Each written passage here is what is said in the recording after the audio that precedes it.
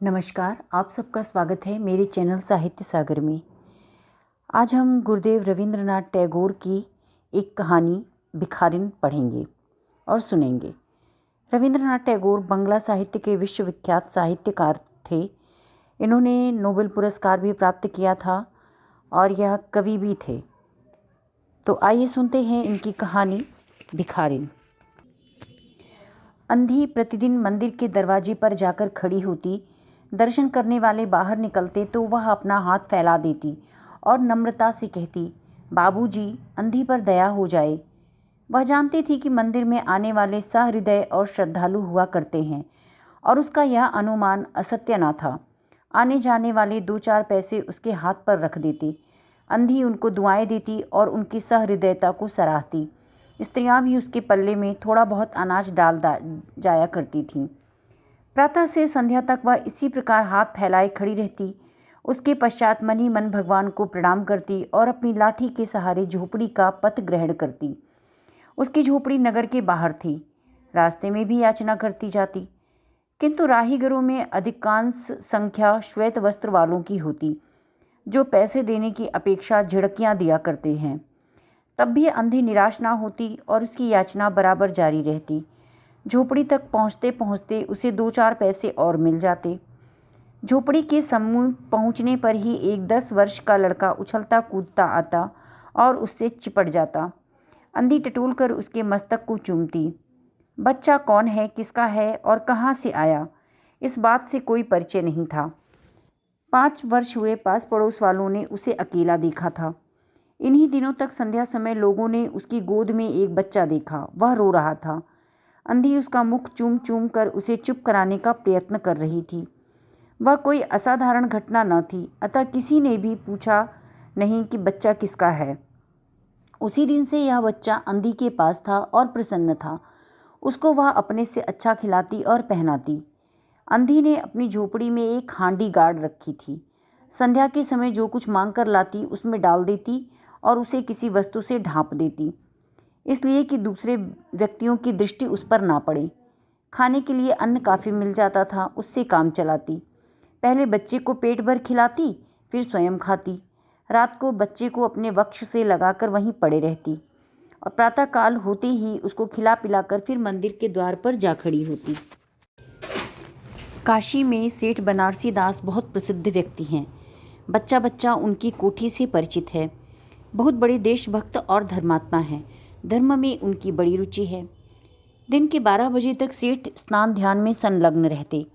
कोठी पर हर समय भीड़ लगी रहती थी।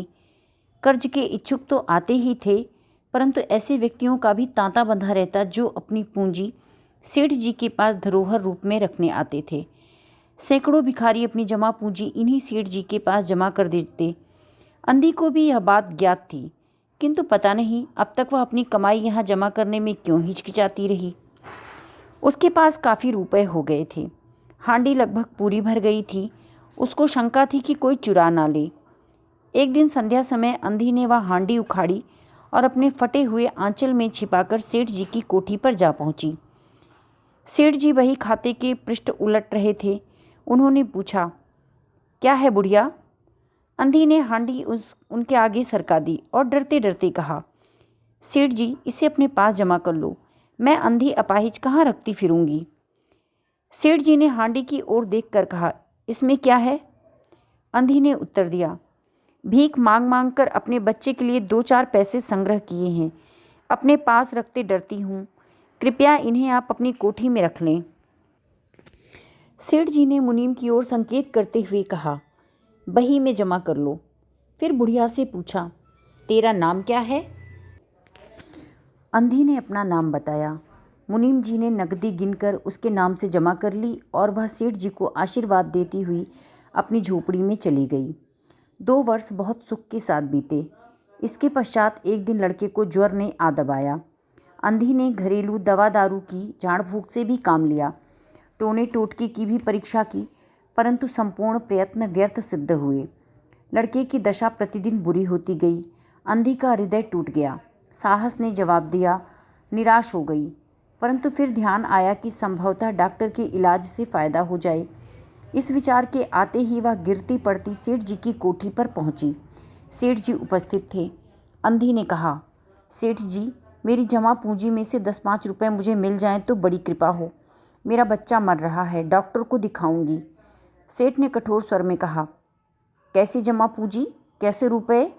मेरे पास किसी के रुपए जमा नहीं हैं। अंधी ने रोते हुए उत्तर दिया, 2 वर्ष हुए मैं आपके पास धरोहर रख कर गई थी, दे दीजिए, बड़ी कृपा होगी। सेठ जी ने मुनीम की ओर रहस्यमयी दृष्टि से देखते हुए कहा, मुनीम जी, जरा देखना तो, इसके नाम की कोई पूंजी जमा है क्या? क्या नाम है रे तेरा? अंधी की जान में जान आई। आशा बंधी। पहला उत्तर सुनकर उसने सोचा कि सेठ बेईमान है, किंतु अब सोचने लगी संभवतः उसे ध्यान ना रहा होगा। ऐसा धर्मी व्यक्ति भी भला कहीं झूठ बोल सकता है। उसने अपना नाम बता दिया। उलट पलट कर देखा, फिर कहा, नहीं तो इस नाम पर 1 पाई भी जमा नहीं है। अंधी वहीं जमी बैठी रही। उसने रो रो कर कहा, सेठ जी, परमात्मा के नाम पर, धर्म के नाम पर कुछ दे दीजिए, मेरा बच्चा जी जाएगा, मैं जीवन भर आपके गुण गाऊंगी। परंतु पत्थर में जोंक ना लगी। सेठ जी ने क्रुद्ध होकर उत्तर दिया, जाती है या नौकर को बुलवाऊं? अंधी लाठी टेक कर खड़ी हो गई और सेठ जी की ओर मुंह करके बोली, अच्छा, भगवान तुम्हें बहुत दे, और अपनी झोपड़ी की ओर चल दी। यह आशीष ना था, बल्कि एक दुखी का शाप था। बच्चे की दशा बिगड़ती गई। दवा दारू हुई ही नहीं, फायदा क्यों कर होता। एक दिन उसकी अवस्था चिंताजनक हो गई, प्राणों के लाले पड़ गए। उसके जीवन से अंधी भी निराश हो गई। सेठ जी पर रह रहकर उसे क्रोध आता था। इतना धनी व्यक्ति है, 2-4 रुपए दे देता तो क्या चला जाता, और मैं उससे कुछ दान नहीं मांग रही थी, अपने ही रुपए मांगने गई थी। उसे सेठ जी से घृणा हो गई। बैठे बैठे उसको कुछ ध्यान आया। उसने बच्चे को अपने गोद में उठा लिया और ठोकरें खाती गिरती पड़ती सेठ जी के पास पहुंची और उनके द्वार पर धरना देकर बैठ गई। बच्चे का शरीर ज्वर से भभक रहा था और अंधी का कलेजा भी। एक नौकर किसी काम से बाहर आया। अंधी को बैठा देखकर उसने सेठ जी को सूचना दी। सेठ जी ने आज्ञा दी कि उसे भगा दो। नौकर ने अंधी से चले जाने को कहा, किंतु वह उस स्थान से ना हिली। मारने का भय दिखाया, पर वह टस से मस ना हुई। उसने फिर अंदर आकर कहा, वह नहीं टलती। सेठ जी स्वयं बाहर पधारे। देखते ही पहचान गए। बच्चे को देखकर उन्हें बहुत आश्चर्य हुआ कि उसकी शक्ल सूरत उनके मोहन से बहुत मिलती जुलती है। 7 वर्ष हुए तब मोहन किसी मेले में खो गया था। बहुत खोज की पर उसका पता न मिला। उन्हें स्मरण हो आया कि मोहन की जांघ पर एक लाल रंग का चिन्ह था। इस विचार के आते ही उन्होंने अंधी की गोद से बच्चे की जांघ देखी। चिन्ह अवश्य था, परंतु पहले से कुछ बड़ा। उनको विश्वास हो गया कि बच्चा उन्हीं का है। तुरंत उसको छीनकर अपने कलेजे से चिपका लिया। शरीर ज्वर से तप रहा था। नौकर को डॉक्टर लाने के लिए भेजा और स्वयं मकान के अंदर चल दिए। अंधी खड़ी हो गई और चिल्लाने लगी, मेरे बच्चे को ना ले जाओ, मेरे रुपए तो हजम कर गए, अब क्या मेरा बच्चा भी मुझसे छीनोगे? सेठ जी बहुत चिंतित हुए और कहा, बच्चा मेरा है, यही एक बच्चा है, 7 वर्ष पूर्व कहीं खो गया था, अभी मिला है, सो इसे कहीं नहीं जाने दूंगा और लाख यत्न करके भी इसके प्राण बचाऊंगा। अंधी ने एक जोर का ठहाका लगाया, तुम्हारा बच्चा है, इसीलिए लाख यत्न करके भी उसे बचाओगे? मेरा बच्चा होते तो उसे मर जाने देते, क्यों? यह भी कोई न्याय है? इतने दिनों तक खून पसीना एक करके इसको पाला है, मैं उसको अपने हाथ से नहीं जाने दूंगी। सेठ जी की अजीब दशा थी, कुछ करते धरते बन नहीं रहा था। कुछ देर वहीं मौन खड़े रहे, फिर मकान के अंदर चले गए। अंधी कुछ समय तक खड़ी रोती रही और फिर वह भी अपनी झोपड़ी की ओर चल दी। दूसरे दिन प्रातःकाल प्रभु की कृपा हुई या दवा ने जादू का सा प्रभाव दिखाया। मोहन का ज्वर उतर गया। होश आने पर उसने आंखें खोली तो सर्वप्रथम उसकी जबान से निकला, माँ। चहुं ओर अपरिचित शक्लें देखकर उसने अपने नेत्र फिर बंद कर लिए। उस समय से उसका ज्वर फिर अधिक होना आरंभ हो गया। माँ माँ की रट लगी हुई थी। डॉक्टरों ने जवाब दे दिया। सेठ जी के हाथ पांव फूल गए। चहुं ओर अंधेरा दिखाई पड़ने लगा। क्या करूं, एक ही बच्चा है, इतने दिनों के बाद भी मिला तो मृत्यु उसको अपने चंगुल में दबा रही है, इसे कैसे बचाऊं? सहसा उसको अंधी का ध्यान आया। पत्नी को बाहर भेजा कि कहीं वह द्वार पर अब तक ना बैठी हो, परंतु यहाँ वह कहाँ। सेठ जी ने फिटन तैयार कराई और बस्ती से बाहर उसकी झोपड़ी पर पहुँचे। झोपड़ी बिना द्वार की थी। अंदर गए, देखा अंधी एक फटे पुराने टाट पर पड़ी है और उसके नेत्रों से अश्रुधारा बह रही है। सेठ जी ने धीरे से उसको हिलाया। उसका शरीर भी अग्नि की भांति तप रहा था। सेठ जी ने कहा, बुढ़िया, तेरा बच्चा मर रहा है। डॉक्टर निराश हो गए हैं, रह रहकर वह तुझे पुकारता है। अब तू ही उसके प्राण बचा सकती है। चल और मेरे नहीं नहीं, अपने बच्चे की जान बचा ले। अंधी ने उत्तर दिया, मरता है तो मरने दो, मैं भी मर रही हूँ। हम दोनों स्वर्गलोक में फिर माँ बेटे की तरह मिल जाएंगे। इस लोक में सुख नहीं है, वहाँ मेरा बच्चा सुख में रहेगा और मैं वहाँ इसकी सुचारू रूप से सेवा शुश्रूषा करूँगी। सेठ जी रो दिए। आज तक उन्होंने किसी के सामने सिर ना झुकाया था, किंतु इस समय अंधी के पांवों पर गिर पड़े और रो रो कर कहा, ममता की लाज रख लो, आखिर तुम भी तो इसकी माँ हो। चलो, तुम्हारे जाने से वह बच जाएगा। ममता शब्द ने अंधी को विकल कर दिया। उसने तुरंत कहा, अच्छा चलो। सेठ जी सहारा लेकर उसे बाहर लाए और फिटन पर बिठा दिया। फिटन घर की ओर दौड़ने लगी। उस समय सेठ जी और अंधे भिखारिन दोनों की एक ही दशा थी। दोनों की यही इच्छा थी कि शीघ्र से शीघ्र अपने बच्चे के पास पहुंच जाएं। कोठी आ गई। सेठ जी ने सहारा देकर अंधी को उतारा और अंदर ले गए। भीतर जाकर अंधी ने मोहन के माथे पर हाथ फेरा।